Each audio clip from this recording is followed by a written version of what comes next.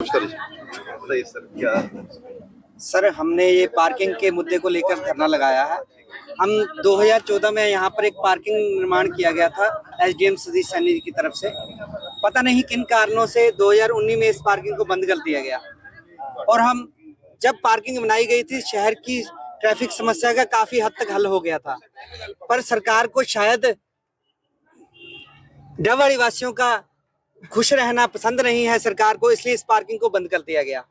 हम हर बार हमें छोटे छोटे कामों के लिए धरना लगाना पड़ता है। हम सरकार से मांग करते हैं कि ये पार्किंग को दोबारा से शुरू करके इसे अच्छे तरीके से, अब आप देख सकते हैं, इधर कैमरा घुमा के देख सकते हैं, ये खाली जगह पड़ी है, कूड़े का ढेर बनी हुई है। इसके कूड़े का ढेर बनाना सरकार को मंजूर है, पर पब्लिक को सुविधा देना, मुख्यमंत्री खुद कितनी बार यहाँ सफाई अभियान के लिए कहते हैं, पर सफाई का हाल दे सकते हैं, यहाँ बैठा नहीं जा रहा, कूड़े की स्मेल आ रही है। यहाँ पे कूड़े के लिए पहले भी धरना लगाया गया।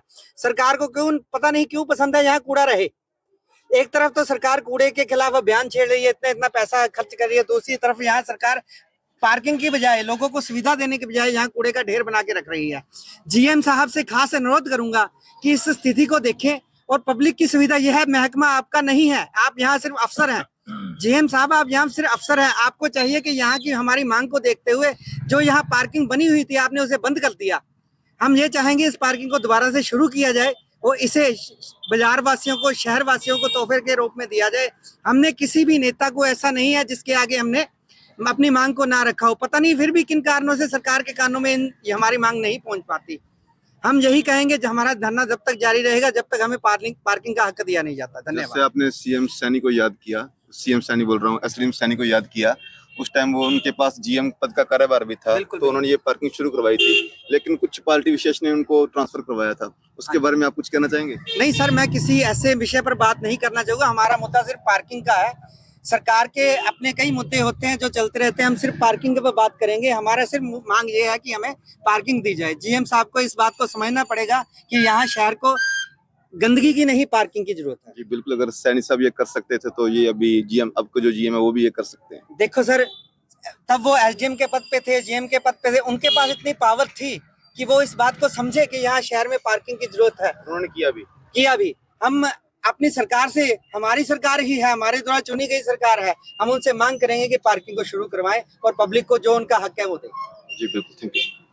कई दिनों से धरना चल रहा है, आप देख रहे हैं, धरना 9 से 11 चल रहा है, लेकिन जो एसडीएम साहब को इन्होंने अनुरोध किया था कि पार्किंग शुरू करवाई जाए, उस विषय में एसडीएम साहब ने भी संज्ञान नहीं लिया।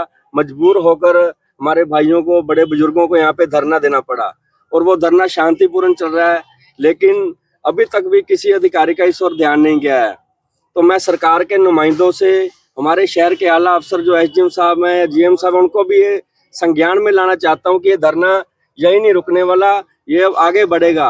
हो सकता है हमें वहाँ पर आकर आपके सामने भूख हड़ताल पर बैठना पड़े, हो सकता है हमें जीएम दफ्तर के बाहर भूख हड़ताल पर बैठना पड़े। तो सभी से यही अनुरोध है कि जल्द से जल्द इस पर संज्ञान लिया जाए और हमारे जो व्यापारी भाई बैठे हैं, दुकानदार भाई बैठे हैं, इनको परेशान ना किया जाए। ये पार्किंग की व्यवस्था को सुचारू रूप से शुरू करवाया जाए।